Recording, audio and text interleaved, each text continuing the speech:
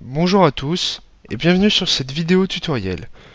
Aujourd'hui sur Tuto Bois, je vais vous expliquer comment réaliser une rose des vents en marqueterie.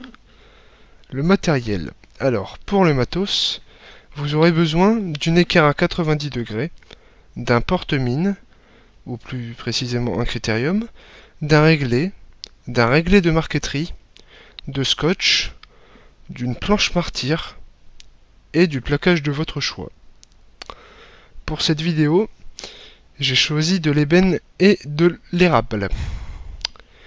Pour commencer, tracez un carré sur votre martyr.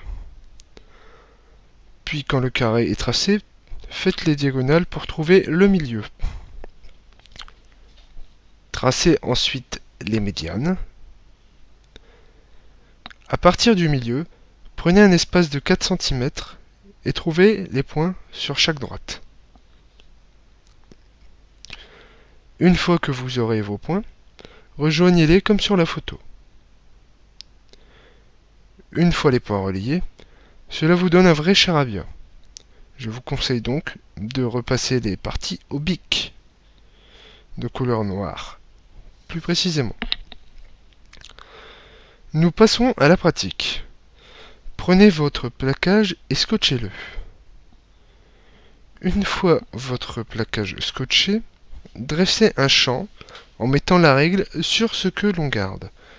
Faites attention au sens du fil du bois. Pour dresser un champ, il faut rentrer dans la matière comme ceci et ressortir comme cela, en faisant bien attention de ne pas aller trop vite, ni de forcer comme un bourrin parce que sinon ça va péter. On obtient le côté dressé. Ensuite, on scotche le plaquage en suivant les traits et le fil du bois. On le découpe en mettant le réglé bien sûr sur ce qu'on l'on garde. On obtient ceci. Pour finir, placez le réglé comme ceci. On obtient donc une première pièce. Reproduire la même étape pour l'essence plus clair ou pour l'autre essence.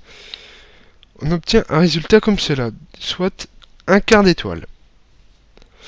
Reproduire cette opération autant de fois que nécessaire pour avoir votre étoile. En suivant le même principe, faire les plus petites pièces.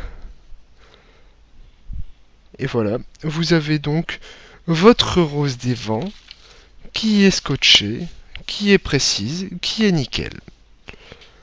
Moi, je vous dis à bientôt pour un nouveau tuto sur la chaîne de Tuto Bois.